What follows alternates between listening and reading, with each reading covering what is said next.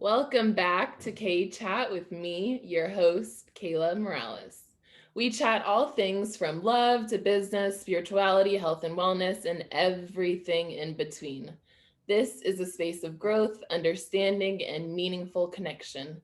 And I'm so excited to share this episode with you all. So let's get to chatting. Today's guests are my dear friends, Rio and Nadia. Rio and I met during college and we became pretty close after college. Nadia and I met on the set of her first feature film, and both inspire me in so many ways. They are both go-getters and aren't afraid of to ask for what they want. They are badass women, and they support me in being the badass I want to be as well. And today we're gonna chat all about relationships, sex, and love. So let's welcome Rio and Nadia.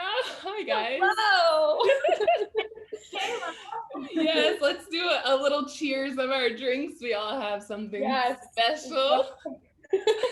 um, Man, I'm excited to do this with you guys. Like I said before, I'm a little nervous, but I don't know. I wanted you guys on, and I feel like this would be a good conversation for us to all have. And yeah.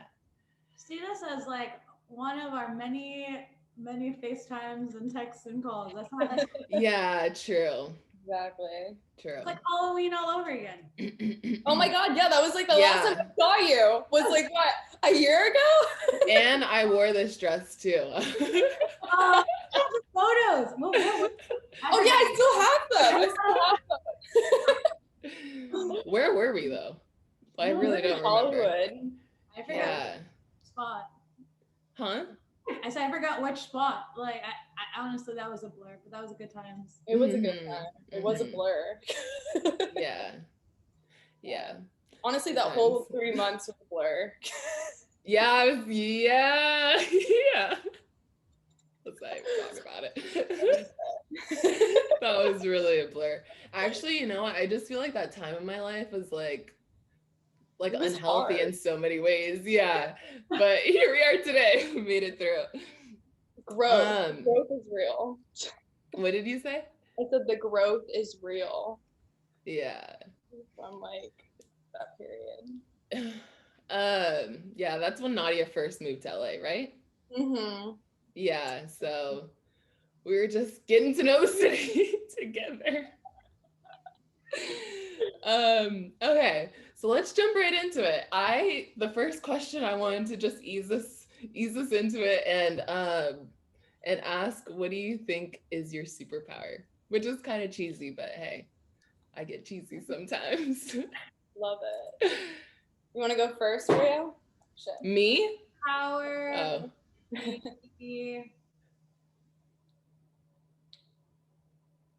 I would say just asking for what I want, to be honest. Like I think honestly when that applies to like everything. Family, friends, ordering, like correcting the waiter for my dish or my drink. Yeah. Like every relationship. I just feel like and work. Like I think good job, Mom, if you're watching this. Great job teaching me to ask for what I want and demanding it. Yeah, I think that would be like my superpower. Did your mom instill that in you? 100%. Like that's freaking cool. What do you want? Like, and you know when you're like a kid and you're scared to like order or whatever. Yeah. Surprise. I mean, I was always a talkative kid, no matter what. But when it came to like ordering something, if I wanted French fries or I don't know, like I didn't want to wear those certain shoes, I wanted to wear this, or like I didn't want to watch Barney, I wanted to watch this. Like my mom's, I'd be like, Mom, can you? And she's like, you have a voice, use it. Like use it. And at first, I kind of remember that, like as a kid, I'm like, Mom, you just do it. And I remember like my brother, or like my other nieces and nephews, and they'd tell that to, they'd be like, oh Mom, da da da da. My tias and tios would be like, oh, so and so wants this, or so and so doesn't want that. Yeah. I'd be like, Mom, why can't you be like that? She's like, well, you have a voice, like use it. No, and it just carried over. That's powerful. That's so cool. Love that. Yeah. And that's going to be a great thing to pass on too, right? Yeah. I'm trying to teach that to my sister. She does a good job most of the time, but I think there's certain elements, and I think like I'm in a group for women in exhibition, which is like women in the entertainment space, like cinemas, whether they're theater chains or the studios or whatnot. And my mentor, Heather Blair, love her. She made me realize that like me asking and like when I was negotiating, whatever the case may be, whether it's like a contract or whatever the case, like whether I'm like negotiating pay for influencers or whatever the case may be, like I don't hesitate to like negotiate whether the price for it or negotiate like my salary or my pay or whatever the case may be. And I just thought like, honestly, I thought like, oh, everyone's like this. Like this is not rare. In my head, I'm like, I'm worth a lot. Like I know my value, and whether I'm a boy or I'm white or whatever the case may be, like I'm so good. Like I know my value. And she made me realize like that wasn't like that's not quote unquote normal. And so she was like, like you should pass that on a bit more. So with my sister, I'm trying to like instill that with her. Like, okay, it's just she's in high school, gonna go, she's graduating high school soon. She's a senior. So I'm trying to like instill in her like, okay, just because you're a girl and just because you're about to graduate high school, when you go to whatever store to try to start working there, whatever the case may be, like always try to negotiate your pay. Like, okay, they're not gonna offer minimum wage or whatever the case may be, but like you have an online business that you sell clothes at and you like are really great, you have top customer service, stuff like that. So like use that to like negotiate your pay a bit more. And like, yes, you just graduated high school and you quote unquote don't have like a previous job in the sense of like in-person retail or whatever the case may be, but you have a very successful online business and you started when you were like what, 14, 15? Like leverage that, because they want that. Heck yeah. On a Nordstrom's or whatever the case may be. And so I'm trying to like instill that in her now, so that way, mom, again, good job, she can think that like that's normal, like she doesn't have to feel hesitant on it. Yeah, that's powerful. That's really great. That's really gonna set her up for success. And I want to like admit this. I've never said this to you, but in the beginning of our friendship, like when I first met you, that was like a problem to me. And I realized it was just like my own insecurity because I like have trouble speaking up so much. So, like being around you would be like, oh my gosh, like I just can't handle it. But then as I got to know you, I like really grew to appreciate that, because one, it like inspires me to speak up, but also when we're together, you kind of like take on the like any like situation that I need taken on. Like you're so good at like handling situations, and expressing yourself and yeah, meeting people and putting yourself out there. So it's something like I value in our friendship now, because it is such a powerful skill that you have. So it's funny that you said it was your superpower. That's what I would say too. It's a superpower my mom passed down. Yeah, that's cool. Nadia, what's your superpower? Totally, like, I honestly admire that. Sorry to interrupt you. I just wanted to hype you up for a little bit, Rio. Honestly, like when you're talking about like negotiating salaries, like that is something I struggle with so much. Like it's so painful to see like the guy that's doing the exact same job as me, worse, and is getting paid at least 30K more than me. Like, yeah. And Nadia went through her first like big negotiation this past year, right?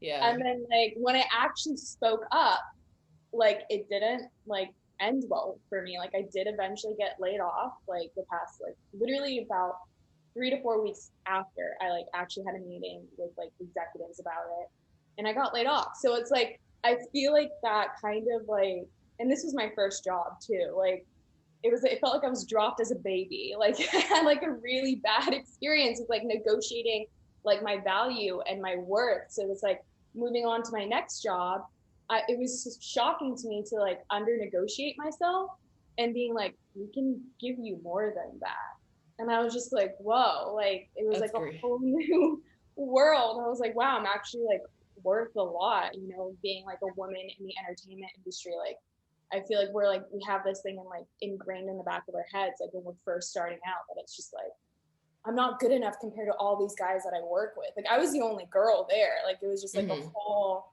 like intimidating situation. But like, I admire that about you. Yeah.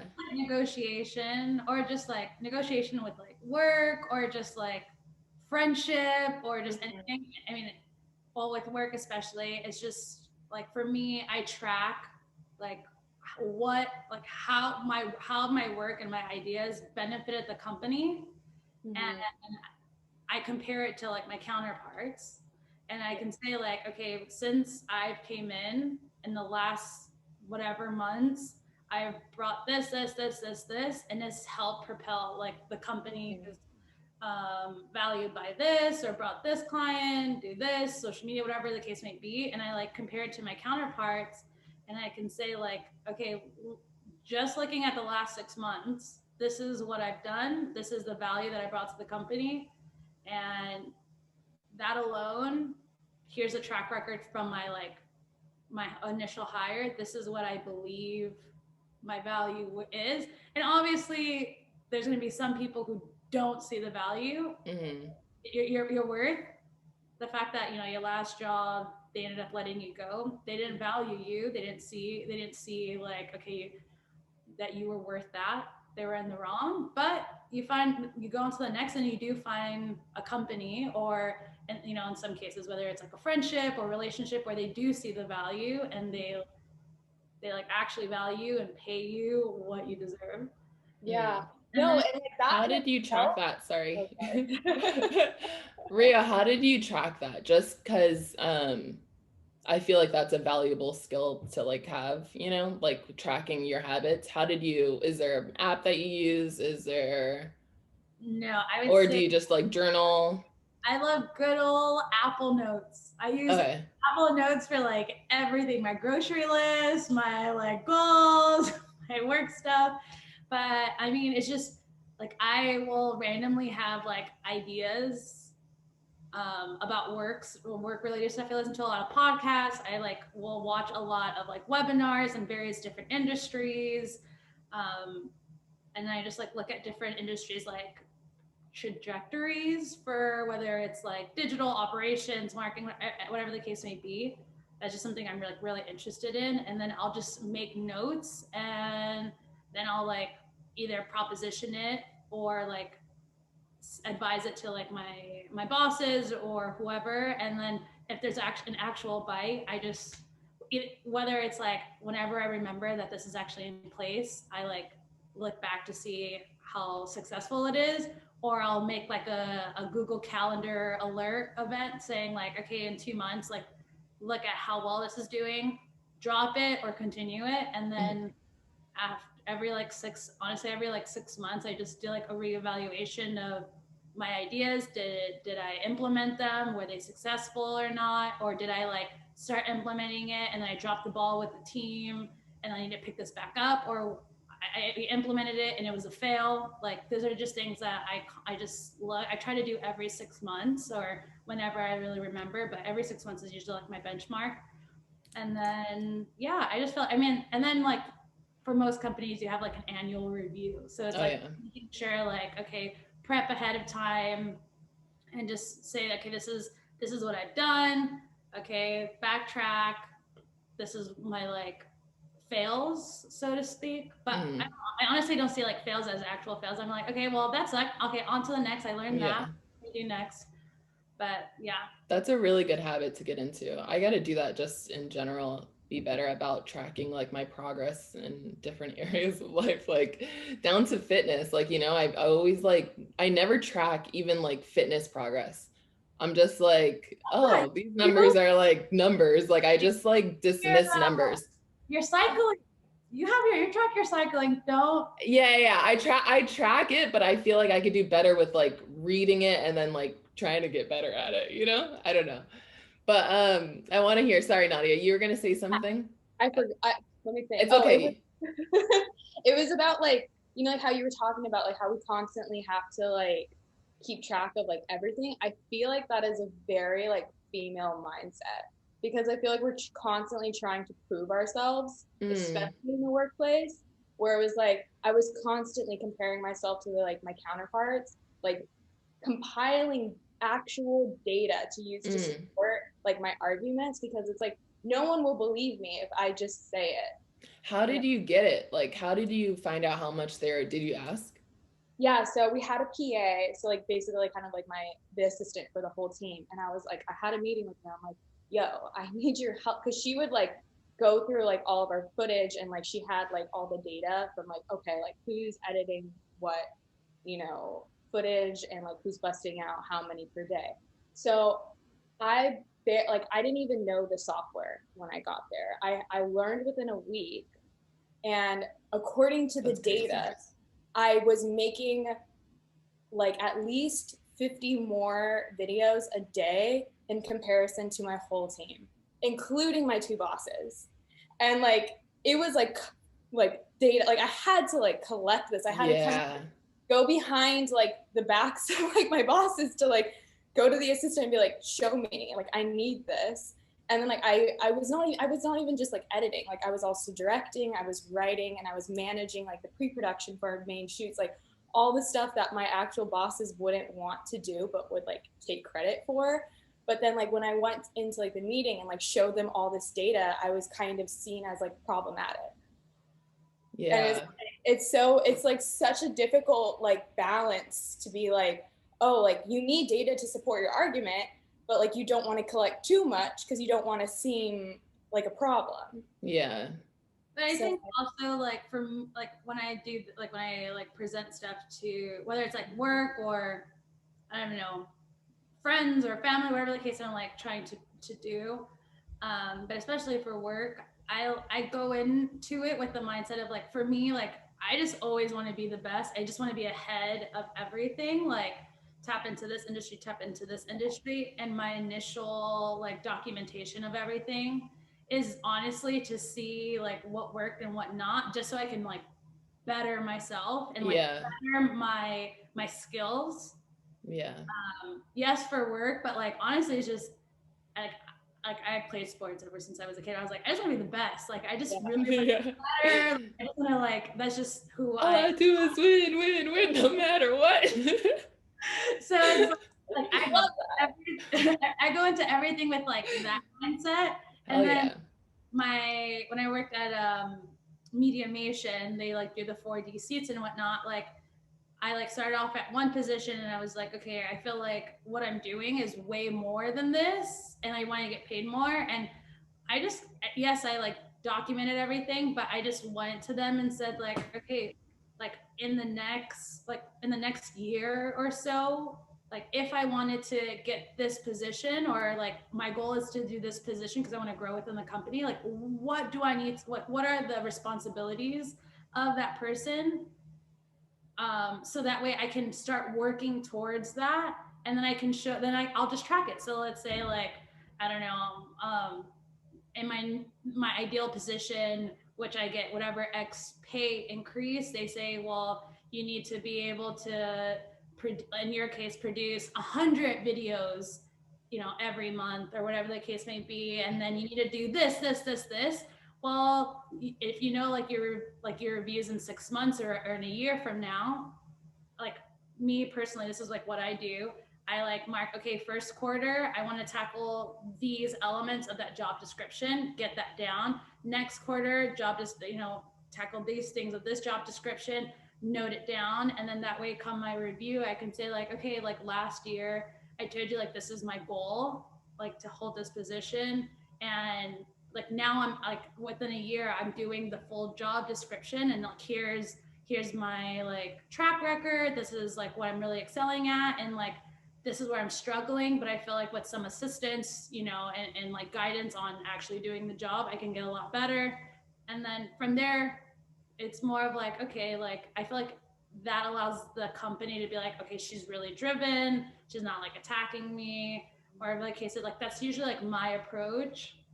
But also, I mean, I want to get more money and I have to document stuff. But yeah. But I love I feel like, Oh, sorry. That's really valuable. I was gonna say for me, since most of the things I do is like freelance or like one-off acting jobs or something, I feel like I've never had the like, Corporate. yeah, I've never experienced corporate like that, you know? But I feel like you guys are bringing so much value to this conversation right now, and I'm so hyped. Like, can we go back and like talk about what you guys do so that people are clear about like when you're giving them advice on like negotiations and stuff, where it's coming from, what you guys are actually working with? Yeah. So go ahead, let's just go back to your Yeah. introduction and say like what you do for work. Yeah. And Nadia, you could do that too as well. So like professionally, I'm like a video editor. I've been like editing. I've been teaching myself how to edit since from like a very young age, like a child. So right now I'm like contract editing. I'm like currently working for Pandora, and I think I got another official major client, but papers haven't been signed yet. So I Flips don't want hair, like, yes, okay. But yeah, hype so about that. I love it. I love it so much. Nadia's hella talented, everyone. And she's gonna be the next biggest filmmaker, so just look out for her. And I get to know her, so hey. What about unofficially? What do you do? Your quote unquote not official job? Because you just My non-official job, since I'm like contract working right now, I have a lot of time to like do my side projects, which is awesome. I'm like writing a shit ton of scripts, and like kind of prepping for small scale productions at the moment. Like it's COVID time, so it's a little difficult. But I have a movie out on Amazon Prime that Kayla's in, so like that's kind of litty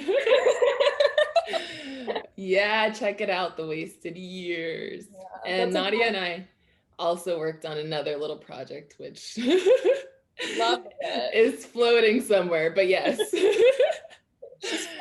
Yeah. Go ahead, Rio. yeah, for me, I work at Box Office Company. We are like basically all things tech in like various different industries, but I work in the division that focuses on like on films. So majority of like the websites, the apps, the digital strategy and whatnot with like in between the studios, Google, Amazon Prime, Facebook, and the actual theaters. That's our division. I do a lot of client facing. So if a lot of my clients are tuning in, hi guys. So I do a lot of client facing stuff. So like strategizing with them on their website and like apps, like best user strategy to like basically get people to buy tickets, and a few other things. And then just working with studios and different projects and trying to think of creative, innovative ideas to just keep clients going, and a bunch of other stuff because our company is very big, but we run we're really tight, so everyone's tapped into everything. Yeah. Great descriptions. I've never heard the full description, but yeah, I always hear like stories about work, you know, but I never hear like the full breakdown. But yeah, obviously two very talented people, which are why you guys are my friends. But yeah, let's go into what self-care. Oh no, wait, Nadia, did you ever say your superpower? I was literally gonna flag that. I was like, not even. Okay, I'm gonna just like make this question even cheesier. Yeah. My superpower is loving myself. Yeah, I love it. That's like, it's like totally new. Like I just found this power. Like, really? How do you think you found it? Honestly, it's because like I think like just surviving like the traumatic past few years. I mean, like we've all gone through some shit these past few years, and I'm just like surviving that like on my own, like immediately after I graduated college. Like I've just barely started becoming a real person, and like having to just survive. Like I'm like, holy fuck, I'm a strong ass bitch. You know. Not only that, I feel like you did really well. Like, you know, like you're like saying it like I made it through, but like you thrived too. Like you did. Oh, thank you. I think, Yeah. honestly, a part of it too is like contributed to like taking a solid break from dating. Yes, Like, I'm just like, you know what? I just need to really focus on like understanding like how to value myself before I allow someone else to enter my life. So 100. Yes, Nadia, you're in like this new place. We haven't spoken. Yeah, cheers to that. We haven't spoken, but there's like wow, that's like a nice shift. Yeah, I haven't seen male genitalia in a long time, but bless. But it's okay. No, that's where growth happens though. Like, you know, when you can like really just focus on yourself. That's what it is. Wow. So yeah, that goes in. Well, I want to say my superpower. I hadn't really thought about it, but last year I had said my superpower was smiling, or my smile, which is kind of cheesy. But this year, I don't know. You guys had good ones. I'm competitive.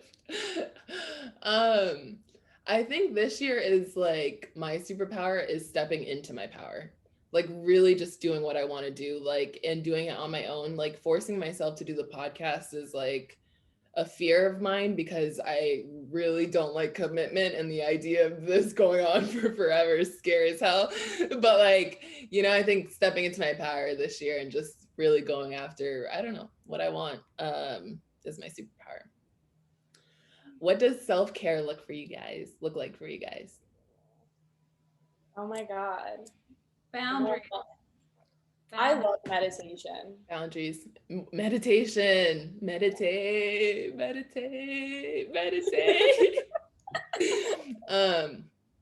Yeah. Feels good, huh? It feels good. And like also, I know this is a more controversial form of self-care, but I think self-pleasure. Hell yeah, let's talk about it. No. It's so important. Like I think like I hate how it's like such like a taboo like form of self-care, but it's like, yeah, you know, get yourself some nice lingerie, light up a few candles, drink a glass of wine, and like love yourself. Love yourself, yeah. Like it's a and the lingerie is a nice touch too. Yes. Honestly, just wearing lingerie in general makes you feel like a fucking badass. Like, you know, it just makes you feel so good. But yeah, that's a good answer. Rio, how about you for self-care? As I speak, every text or call, I'm like, boundaries. Boundaries. I've learned, well, since COVID, I learned boundaries. Whether it's like work-life balance, family, friends, like boundaries has been something I wanted to do and I said I would, but I never actually did it. But this year, like boundaries, I feel like discovered boundaries, and that's allowed me to like do my nails, go to the gym, like go for a walk, read a book, and just like do the things that I like wanted to do. But yeah, boundaries. Yeah. That's self-care for me. Yeah, I could definitely work on boundaries all the time. But I think this year alone, I've been like low-key a little isolated. So the amount of boundaries I have to put out is just a little less. So it's getting easier. Does that make sense? Yeah. Okay. Anyway. But don't both of you guys live with your boyfriends currently, right? Yeah. Yeah. So how is that practicing boundaries within your personal space? Like what do you mean? Like I've always been curious, like how to like let's say you have like your own thing and like your partner kind of wants to be a part of that. How do you like have that conversation? Like how do you set up those boundaries? Like this is mine. I don't want you to be involved in this. I don't know. See, I feel like Kempton and I mesh things together. Like we have our own space. We have our own time periods where we're not like together or not talking, or you know what I mean? Even not sleeping together sometimes, like it just depends on the vibe, like what we feel like doing, whose space we want to be in. Mm-hmm. But we'll say stuff too. We've been friends for so long that we can say pretty much anything. It's like, you know, even if it's like, I don't know, like little things we'll just say it. It's like, fine, you know? But I think that happened because we've known each other for so long that we're just comfortable enough to say it. Like the same with family, like your sister coming into your room or something, or in your physical space bothering you or anything, like, you know, the way you, it's kind of like, I don't know, it's like family at a certain point, like a certain level, you know? Wow. My boyfriend and I, we've been, Ron watches this, I want to say 2, 3, to third year. See, I'm interested to hear from, like, yeah, because I wonder how it is like in a earlier phase stages. Yeah, I mean, we love spending time with each other. We honestly do. I think both of us were so chill and laid back. But when I will say, like, when we were both like furloughed during quarantine, we spent a lot of time together. Because last January, that was our first time moving in together and like our first apartment. How did you guys decide to move in together? I feel like I always wonder how that works. So he moved here from New York. Well, he moved from New York to California, like not last year, but the year before. Yeah. His lease was up, and we were looking for like a new apartment for him because the apartment that he was at was not what he wanted to like renew at. And then we were like looking around, and then I was like, is he gonna ask? Like, I'm basically staying at his place like six days out of the week. And Kill, I think I would tell you this. I'd be like, do you get like a drawer? Is it like the movies? Let me know. Pack a bag in my head. Be like, okay, I can swap the shirt with this bottom. But then I'd be like, are we gonna do anything this coming weekend? And Ron, my boyfriend, is like not a planner. And I usually am not, but because I was like, I'm not trying to drive. So he lived in downtown at the time, like downtown Koreatown. And I didn't want to drive all the way to the South Bay. And like for those who are watching and are not from LA, from like downtown to the South Bay, and something that should take only like 20, 25 minutes when things were normal before quarantine, it could take like an hour and a half. I'm not trying to go get clothes, come back, like whatever the case may be. So I was like, I had to like plan ahead or whatever. And I was like, oh my, this is so frustrating. But I was like, okay, like he's looking for a new apartment. Is he gonna ask? Like I'm already staying over like 6 days out of the 7 days of the week. And then I straight up was like, we were looking at apartments, and I was like, I like we can live together. We can like, and he was like, yeah. And I think from him, he didn't want to ask because he felt like, for those who know me, I'm like a South Bay, like I'm a beach person. Very beach person. So we can get down to it, like later down the conversation. But I recently moved to Austin, Texas. Yes. Yeah. And I say everyone, my family, I gave them warnings like months in advance to prep them. And when I was like, okay, I'm leaving. They were like, you never told us. And I was like, yes, I did back in like July. Like back in July, we were talking about it. And they're like, no, we thought it will never happen because there's no beach. There's no beach. So yeah. Not moving. But yeah, so I think for him, he just felt like I would have never moved away from the South Bay and like living so close to like my mom, my brother, my dogs, and like everyone there. So yeah. So basically, yeah. So I basically proposed. You digressed a little. Moved to downtown, the best spot because they're like, oh, we can go like bar hopping. We can stumble back home. This is the best. We moved in January. Come March, everything shut down. So everywhere we literally lived in the heart of downtown. Everywhere around us was closed. We couldn't really enjoy it. And then we were both furloughed like during that time period. And so surprisingly though, like we kept separate most of the time. Like that's when I started going on walks and within our actual building. Like I didn't live in the South Bay, so I couldn't take my dogs for a strand walk or like go for a walk really in the community. And then I mean I could have gone in downtown, but there's like it's really sad. Like the homeless in downtown LA is like ramped up and a lot of them are mentally unstable due to a lot of reasons. So like for me to walk, there's a few times where I went for a walk and then Ron was like hesitant. Who was that?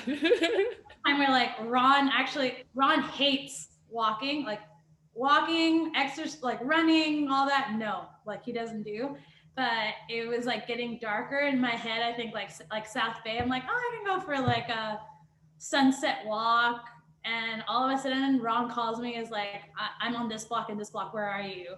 Because he was so like worried that like the homeless there are really unstable. And so he thought like something was gonna happen or the cases. And I was like, oh wow. And then that like hit me. I was like, dude, I can't really like wander around, and like my me time, even in the South Bay away from my family, was like taking my dogs for a walk. That's like my like mental self-care kind of thing.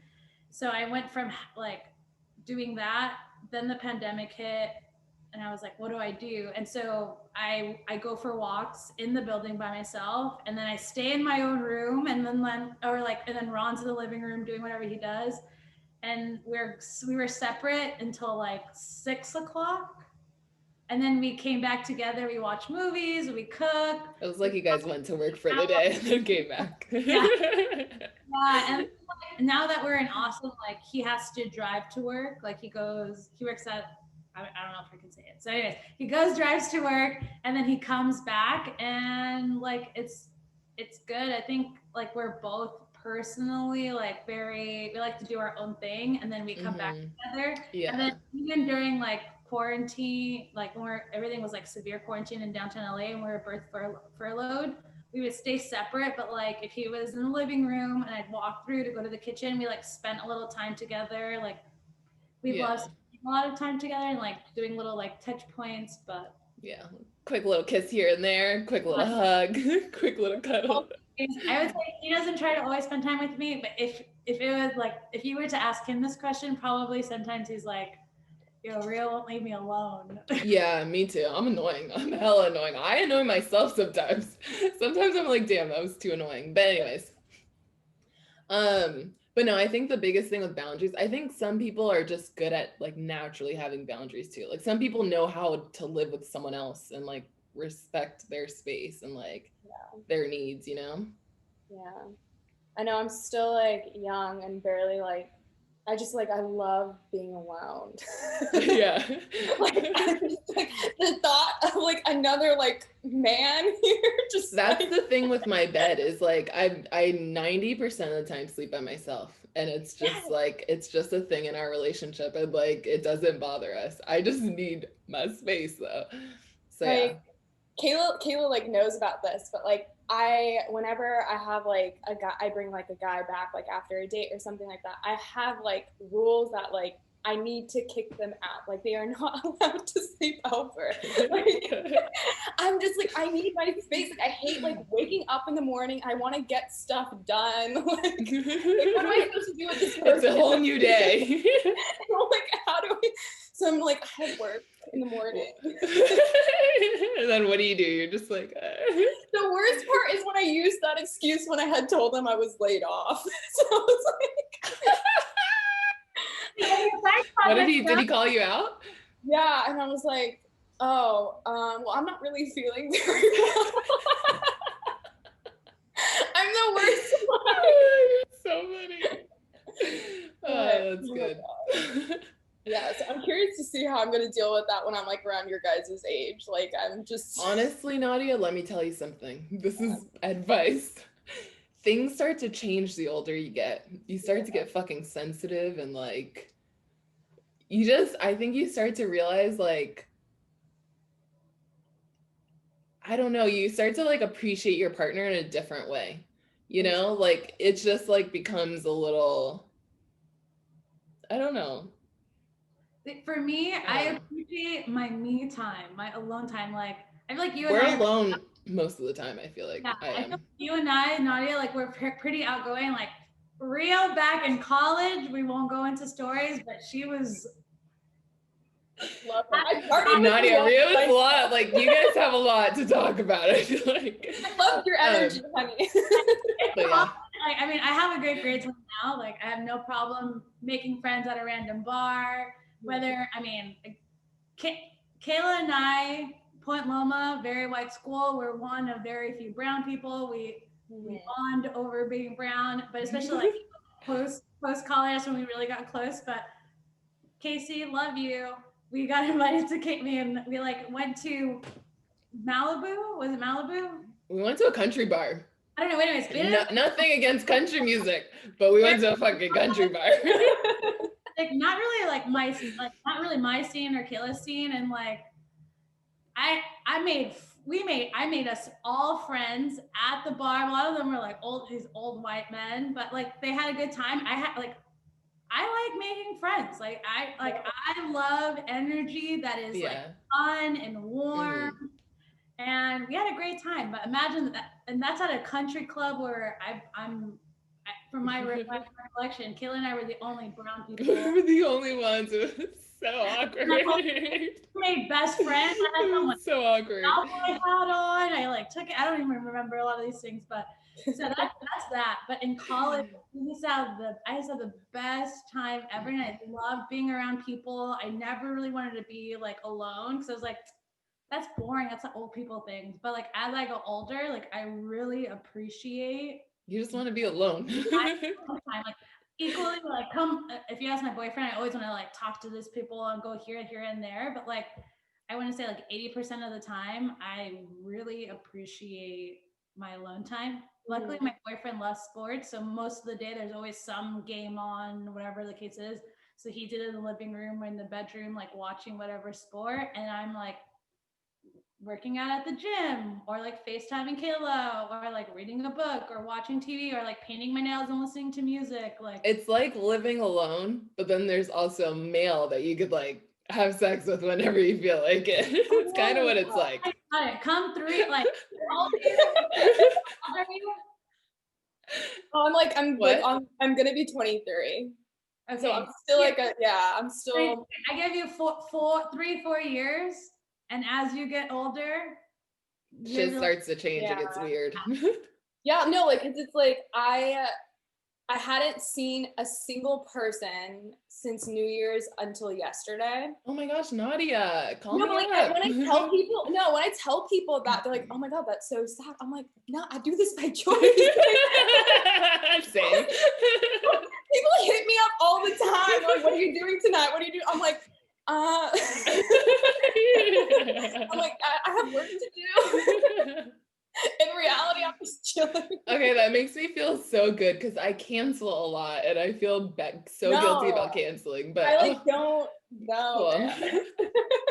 Like I totally understand when people just like want to be alone. Like I get that energy. We need to normalize that actually. Like, normalize like it's okay if your friends cancel. Like just to be alone. Yeah.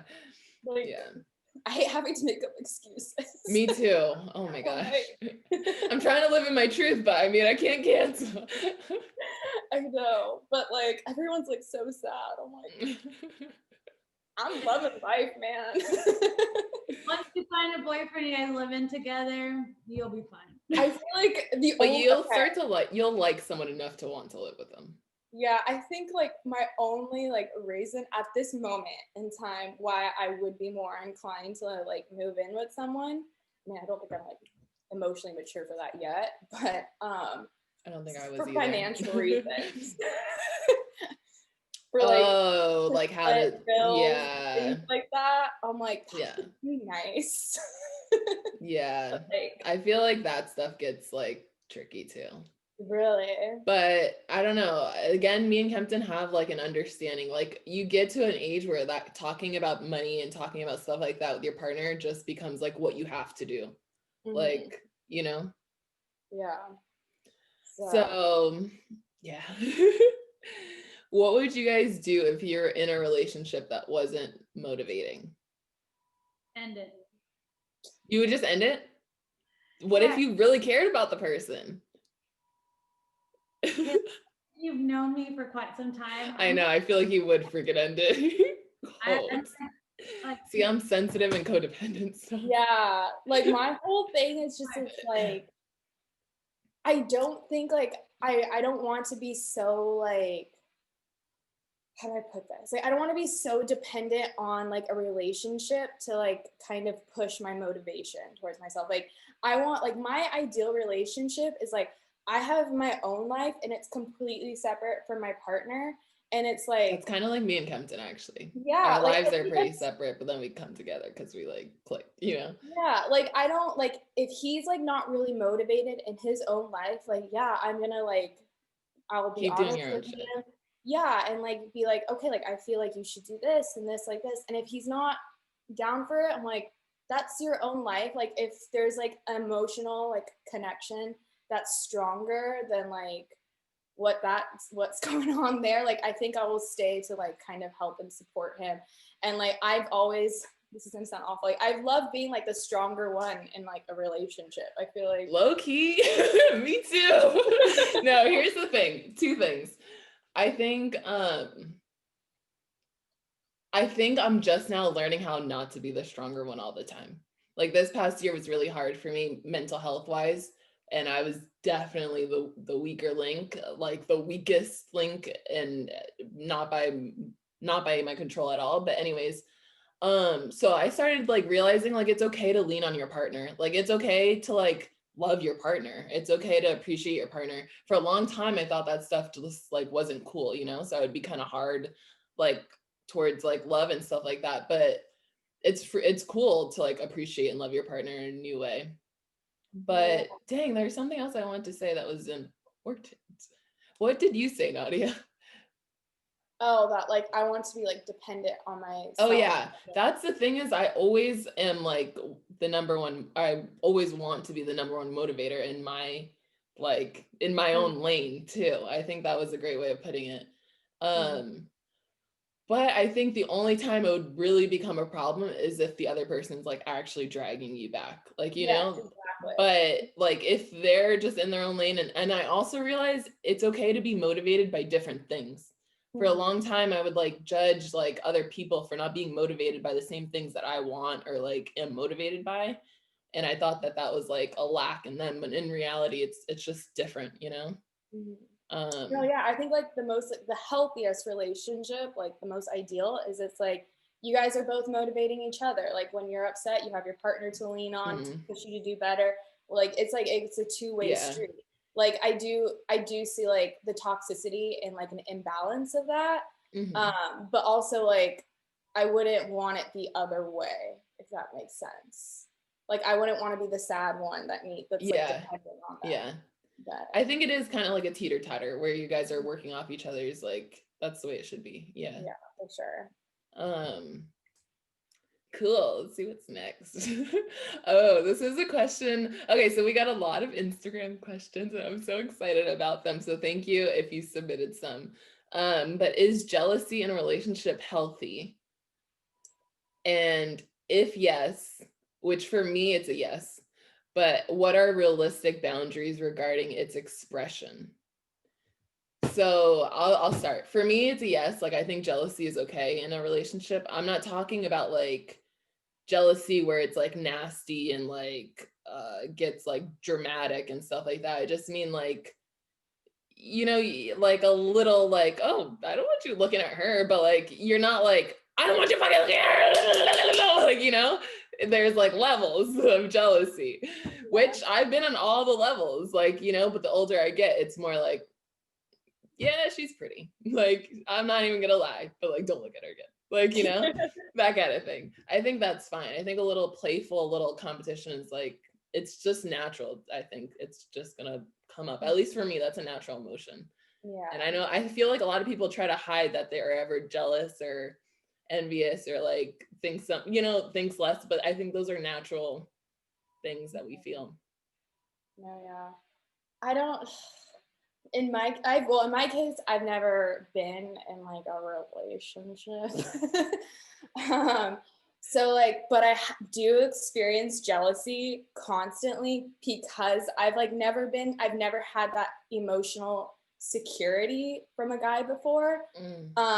So that's why I would say in my case, like it is like unhealthy, but I also do it to myself. Like, especially since like most of the time I've never been in an exclusive relationship, exclusively dating someone. So like I let my curiosity get to me. And we all talking about investigation.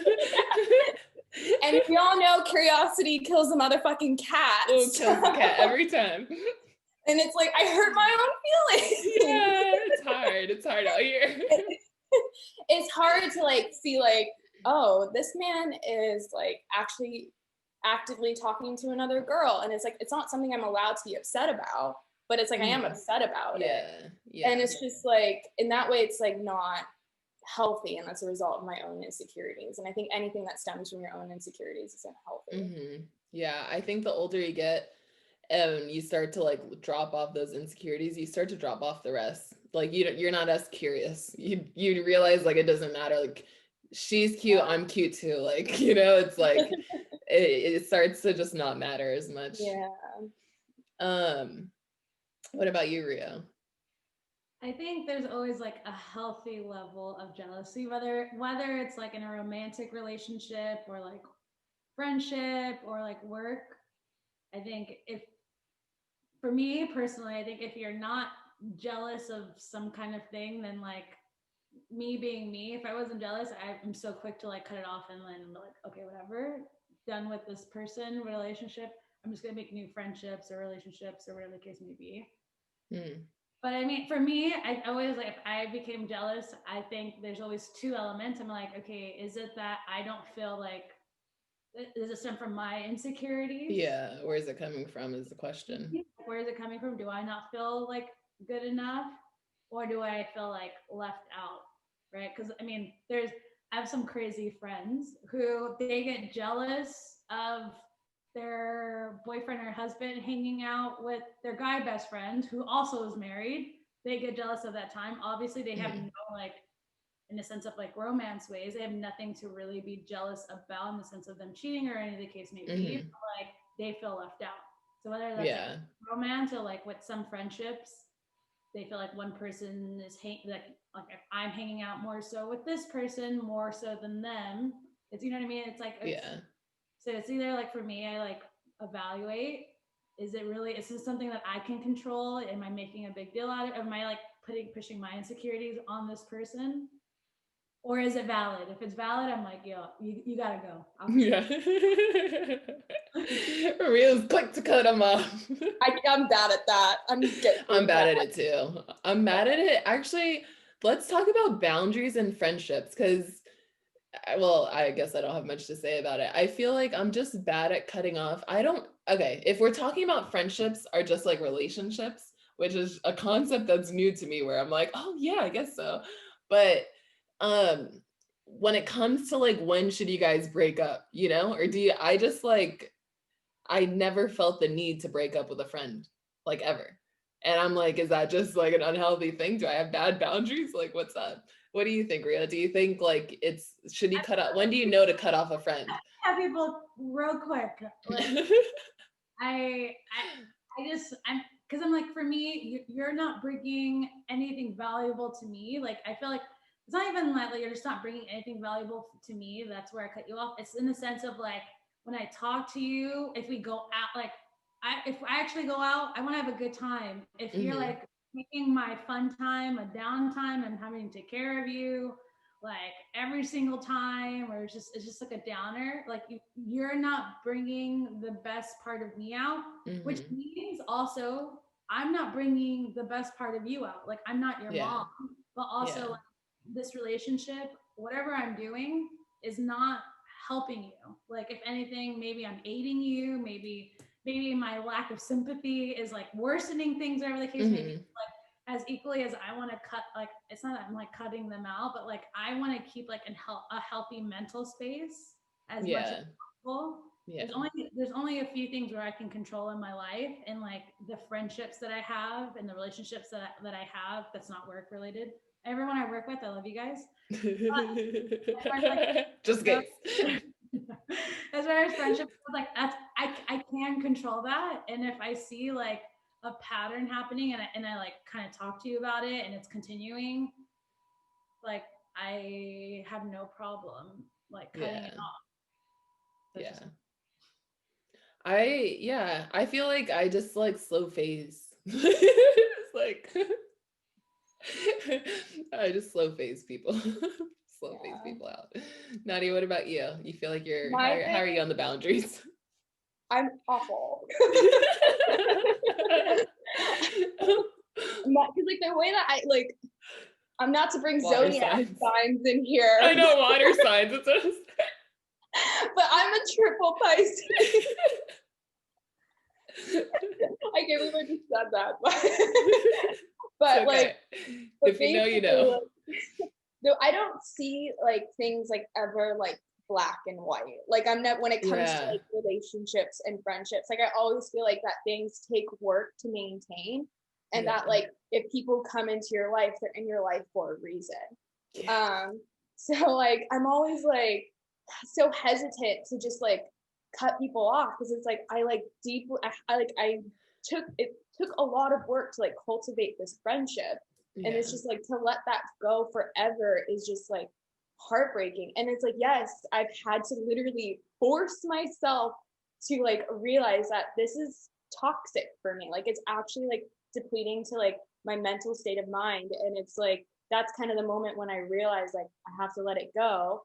But till this day, I still think about those people. Like they're still in the back of my mind. I'm always wondering like, how are they doing? And it's kind of like, it's so sad to think that it is a little bit pathetic on my end, because it's like I know that those people don't give a fuck about me, but it's just like it's kind of like my own personal energy that it's just like when you work so hard towards something, you just care about them, right? Like that's what it comes down to. I'm the same way. I just can't stop caring about anyone that I've ever cared for. So if I ever cared about you, I still care about you. I still think about you.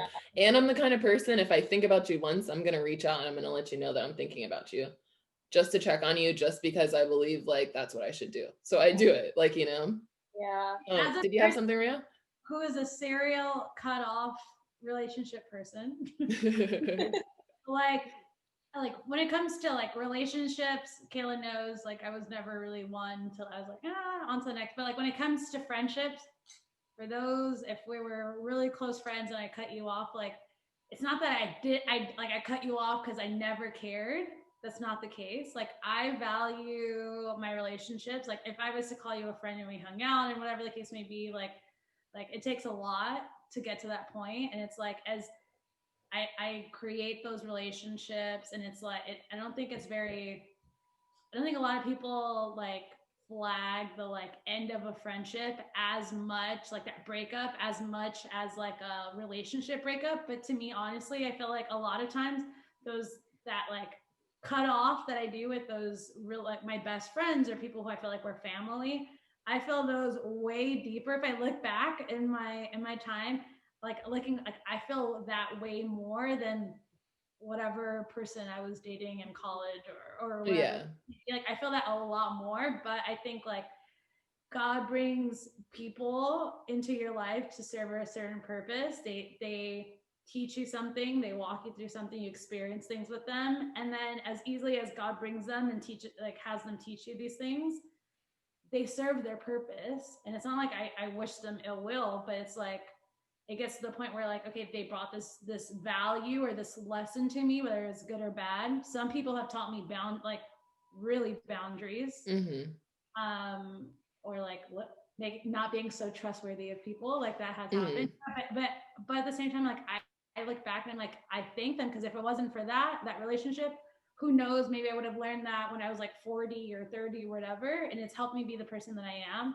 And I thank them. I like cherish the relationship that we had. I love them in that relationship that we had, but they're no longer bringing me like positivity and my growth and my like well-being, mental state, whatever the case may be.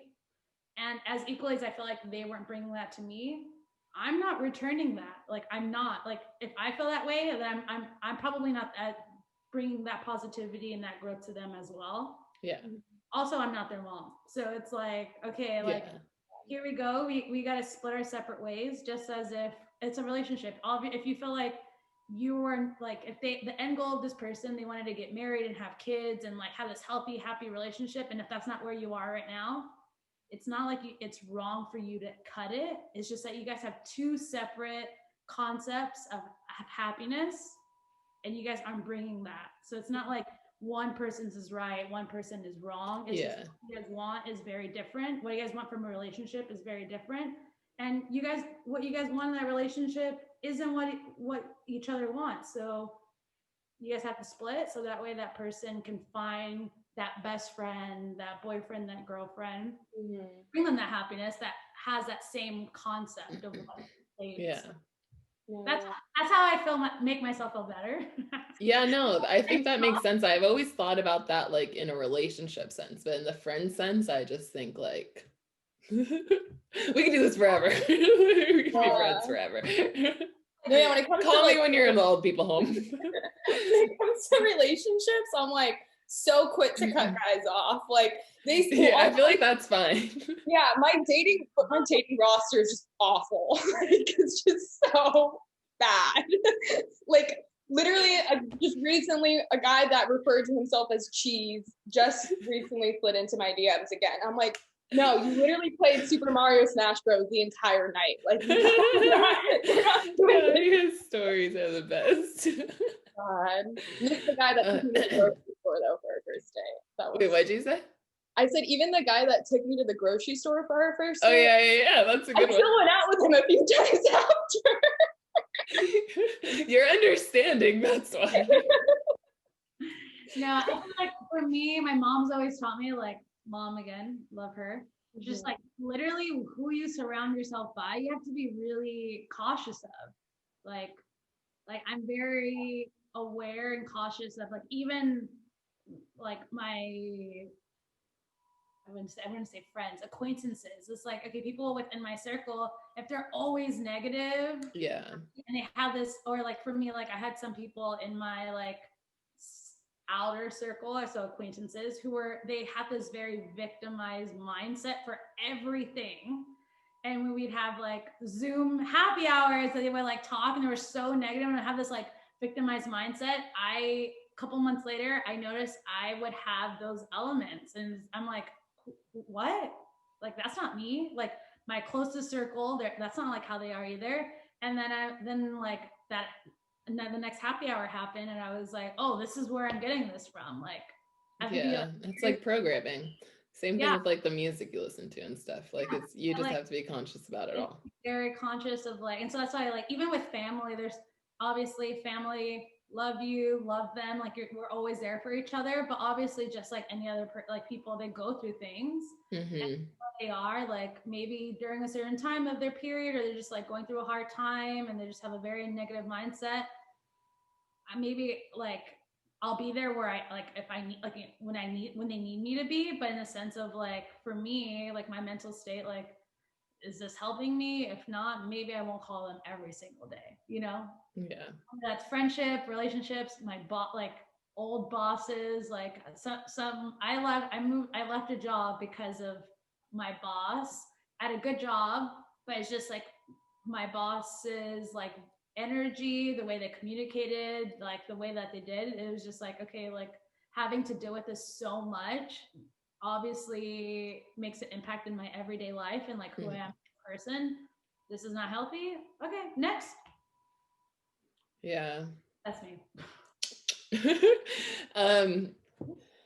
Moving on. Nicely said, Rio. All right. So how do you deal with a partner's insecurities in or out of the bedroom? Ooh. How do you deal with your own insecurities? I feel like I don't know if I just like, I don't know. I don't think I ever have felt insecure in a bedroom, but I feel like that's because I've always felt safe. So I would wonder, I mean, I don't know. I just like always assumed that my partner felt safe too, and there was no insecurities. Does that make sense? I never really thought about my partner having any insecurities, which now I feel like I sound selfish, but like I've never thought about that. It's never crossed my mind. Dealt with this a lot. You have? Yeah, I mean, like, so I think like what's like really great. I mean, I'm assuming you guys have like had like a friends with benefits in some time in your past, right? No. I just think that like I mean, I would never ever in a million years do friends with benefits again. I just think I've kind of like outgrown that phase of my life. Yeah. But I do think what's beneficial about friends with benefits is that it allows for like sexual communication. And it's like, I never had that prior to my friends with benefits. I mean, like, this was like really early on in like, okay. my sex life. It was like my friends with benefits is like the fourth person I slept with. There's been a lot since then. But like thanks for the update, Nadia. But what like he was like the first one that it was evident that he had some like insecurities in the bedroom. And how did you know? Did he like say it? Yeah, he was just that was like what was great about it. Like we were friends with benefits, so we had that like kind of open communication. Yeah. And like I was friends with him before. Like I was aware of his past. Like he had just gotten out of like a serious relationship, and so there was kind of like built-in insecurities without moving on sexually with like another girl. And he was very insecure about his penis size. And it's I feel like that's for a lot of guys, which kind of sucks. That would suck a lot. And it's like he had like a nice dick, to be like frank with you guys. Did you tell him? Yeah, so it's like I guess how I dealt with it was I'm like, you have to kind of make your partner feel special. Like it goes above and beyond and making them feel comfortable. It's just like make them feel special. Like desired. And it's like, yeah, it was fine. Like he helped me get over my fear of uncircumcised penises. Like it was it was a trade-off. Like it wasn't like a bad thing. And it's just like how I do with my own, I kind of like carried that out through like my other sexual partners, like how I dealt with my sexual insecurities. Like not until recently I've had sex during the day, and I'm like, I've always been like a lights out with a night light kind of bitch. Yeah, low key, me too. I mean, I don't mind, but like yeah. And so like I was so uncomfortable. I was like, you're gonna like, you know, in the daylight, all of me. and then he was like, the way that he did it was like amazing. Like he was just like, well, show me the parts that you're most insecure about. Show it to me. And I was like, at first I was like, the fuck is this like shit? Like, isn't that like another thing though that's so sad that you have to literally think like, is this reverse psychology? But like basically he was like, and I was like, okay, like I'll show you. And like I showed him like specific parts of my body where I wasn't like comfortable with. It's not like I don't love my body. I mean, like I think we all have like certain things that we're just like, oh, what the fuck is that? Like and like he just like made me feel so hot. Like he he made me feel special. And it was just like, it was so amazing. I mean, he did message my best friend like a month after, but I don't want to that much because he wasn't a great guy. It's so interesting. It's like you have the capability of being so sweet. No. It's so fucked up at the same time. But like, so like that kind of made me like moving forward, like, you know, being okay. Like guys don't give a fuck. Like they think you're hot no matter what. Like if you're naked in front of them, they're like, wow, titties, let's go. Seriously. Ria, what do you have to say about it, about insecurities in the bedroom? I think for any insecurity, again, I shout out to my mom teaching me to just say how I feel. Like if I have any insecurity, I will say it, and I'll say this is what I feel bad about, or in their case, like if my partner feels insecure in whatever way, whether it be career or style, or I don't even know, whatever the case may be, like I just ask, and then I just recomfort. I don't know. That's where it ties in, Mom. Thank you again, but I have to go. Shout out, Mom. Mom, love you. I have no. I think that like I always speak my mind, and obviously, if you speak your mind and your partner or friend or whomever doesn't give you the feedback that you want, cut them off. That's when you go into your next. Yeah. There should be like a drinking game, and it's like every time you hear Nadia say penis, and every time you hear Rio say cut him off. Yeah, whatever. But like insecurities for work. Like, luckily, I have a boss who's so kind. But I'll come to her a lot of the times. Like, my insecurities don't stem from a lot looks or whatever. I think for me, again, like I'm very like I want to be the best. I know, for some reason I always think of you as just the most confident. Like I always think, like, there's no way Ria has any insecurities. So, mom, shout out. I mean, obviously, I don't see it as like I'm like, oh, these are things I want to work on myself. Yeah. But like when it comes to like, if I think like insecurities stems from a lot, whether it's like relationships, like obviously, like for me, my grandparents are getting a lot older, so for me, like my insecurities are like, did I like, am I the grandchild that didn't spend as much time with them as the other cousins? Like I'm like, oh, looking back, like that's where like that kind of stems from. But like my like true insecurities always comes from like, oh, like am I performing the best? Like insecurities always stems from various aspects of your relationship. But then I go to my boss and I'm like, okay, this is what I feel like I need to work on. Hate to tie it back to work. I'm working on being less work oriented in my life, but okay. I want to be like this. How do I get there? But I also approach that also with like every aspect of my relationship and like my health. Like I like Kayla and I had a New Year's challenge. New Year's challenge. New year, new me, baby. Yeah, and it was like, okay, like this is what I need to work on. And I was like, okay, how do I get there? But like communicating that, even like communicating that to Kayla, I was really communicating that to myself, which in the case, like if you have insecurity with like your body or whatever the case may be, like you're communicating that to your partner, whether that's like with your parents or your friendship, like communicate it and like this is where I feel like this is where I'm lacking. I don't want to like if I want to stop lashing out. I want to stop doing this. I want to stop doing that. Like this is my goal. And if you know like the steps that you needed to take to eventually stop getting there, great. But sometimes you don't. So like in the case of like a partner or whoever, you're like, this is my insecurity and I want to overcome this. I don't know how. Asking for help. Again, asking is like where it comes into play, whether it's again, relationship, work, friendship, like your family. That's good.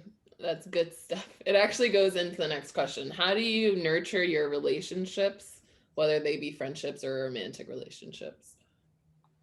I feel like I just started that's not true. I feel like I've always been really good at nurturing my friendships. I think in my romantic life, I just wasn't a nurturer. I think part of it is like having a single mom too. I just didn't see like that dynamic happening a lot. But I think I now nurture my relationship. I just appreciate my partner more in a different way. Like we've been through some real shit now. And that kind of unlocked like another level of us where we're like, okay, like we're really, really choosing to be together, like no matter how dark shit might get, you know? And so it's like a different level of trust and love, really. And I think that just like opened up nurturing him in a different way and seeing him as like really someone who's choosing to be here and like choosing these things and yeah, just allowing myself to feel loved and nurtured by him as well is kind of my way of nurturing the relationship. Yeah, kind of surrendering to like the situation a little bit, letting it happen. What about you guys? And I guess friendships I always nurtured with like just like honesty and affirmations. I love to affirm the people around me. I love to like love on my friends and like make sure they know that I'm proud of them and like I don't know, I just like to like motivate. That's how I nurture my friendships. Yeah. Like for me, like most of my friends, at least here in LA, like the way that I kind of nurture like our friendships is just like support. Like our field is just so competitive and like we're all just trying to just do creative shit. And it's like it takes the support. It takes like the love and like and just like editing people's videos, like creating videos for everyone, like sending over monologues when like my friends need them, like giving friends certain opportunities. Like I just want to see like my friends like succeed in that kind of way. And I think like that's kind of how I nurture those friendships. And like coming, like when I first came to LA, I was like, I'm starting over like how I deal with friends. I was like, I'm going to be open and honest. Like I'm not going to be like ashamed how I feel when like I feel hurt and like pain. And because I've lost so many friends, like just like not sharing how I actually felt. And I just like ran away from problems. And I don't think like that's like a healthy way to go about it. So I'm like, okay, I'm gonna actually talk things out and really like cultivate these new friendships that I'm getting here in LA. I'm so proud of you. Yeah. You're such a good friend. How about you, Rio? Communication. That's just for every relationship. And what I approach, like, again, romantic relationship, family, friends, work, even like acquaintances, I'm just very intentional about things.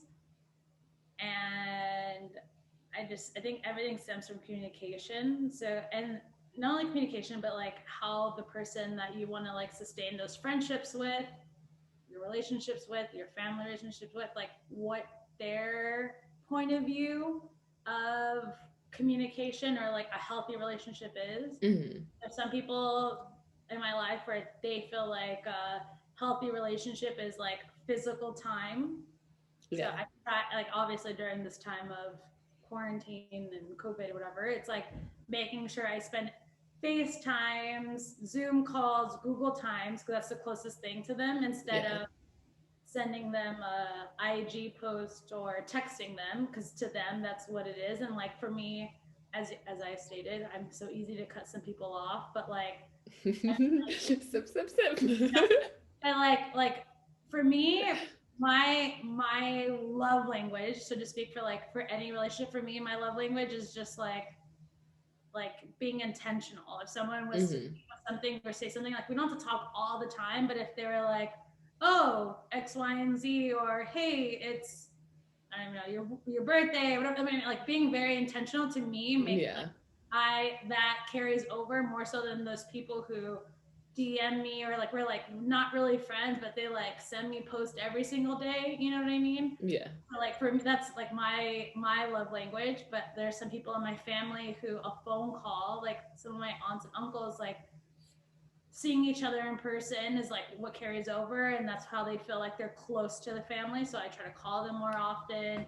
Some family, they don't care anything, but like they're pretty old school in the sense of if it's a birthday, sending them a Christmas card or something. So like for those people, I always try to like make a note, like to them receiving is their love language. Same thing for like my relationship. If my relationship, this is like quality time is what it is, or friendships, or like work wise, like I try to just tune into those people who I actually care about, and to like I want to like sustain those relationships. I try to figure out their love language, because I would hate where I'm, to me, in my opinion, I'm putting all this energy and effort in, but that's not their love language, so they feel like they still feel like it's like yeah. My love languages are definitely like quality time and words of affirmations. And I kind of give words of affirmations the most, probably because I don't know if I care about receiving as much, but quality time for sure is my like top. I forgot what I wanted to say. Dang. But the next question would be, did you have anything to say, Nadia, on that? I know you said something before. Yeah. You're good. This is our last question, actually. So what does friendship, sisterhood mean to you? Dun, dun, dun, dun. So hard. Yeah, it's kind of like, essential. Yeah, it's definitely essential. Nourishment is like a word that comes to mind. I feel like so good when I get to talk to women and like be around women, like just having like a wine night or like a girls' night, or having the FaceTime calls me and Rio have all the time. Like just having that is like so nice to me. Like I really appreciate it, especially this year. It just feels so good to know that I have like women that I trust and feed off of, like, and I'm inspired by. Like, it's cool to have that. Especially in this industry, like especially in this industry, because you could easily be pinned against each other in this one. In any industry, really.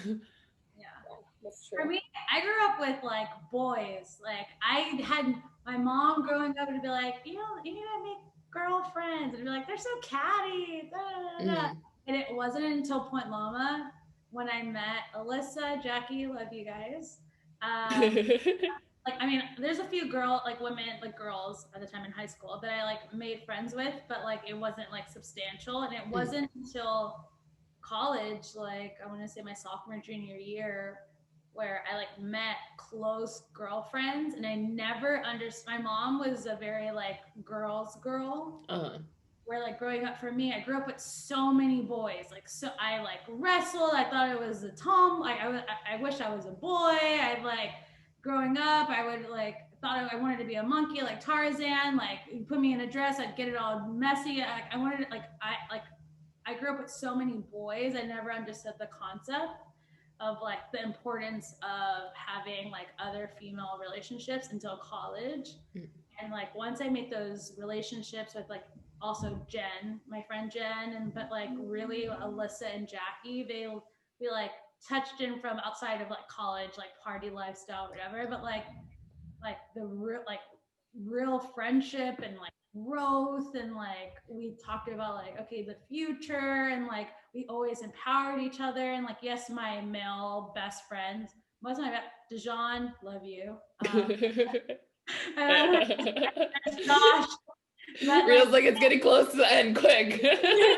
And I love them, and they taught me so much. I definitely think that like empowerment of like thinking I'm as good as everyone, whether it's male or female, whatever the case is. But like they like Alyssa, having that relationship with Alyssa and Jackie has taught me so much. And so like now I have such an appreciation where like I would have never had that before. And it's definitely helped me with my growth and just like internally and like self-care, but like with my family actually, and like my friends and whatnot. Yeah, I agree. Yeah, I honestly, that's like the same with me. Yeah. I've always gotten that I have like masculine energy. like my mom low key about it. Low key. Like, low key, high key. You're the Samantha of the bunch. It's all good. Like, and it's just like, I never, growing up, like I only had 2 like best girlfriends, and honestly it's because they're just like me. We're all like basically dudes. Like I'll never forget, like some guy was like going through our group chat and like, bro, this is like how our group chat looks like the way that we converse is just crazy. So it wasn't until actually I moved to LA where like I had girlfriends and I was like, whoa, this is like so cool. Like I feel so loved. Yeah, you feel loved. Yeah, that's a good one. Like a different kind of like energy that I didn't really know I was like lacking in my life.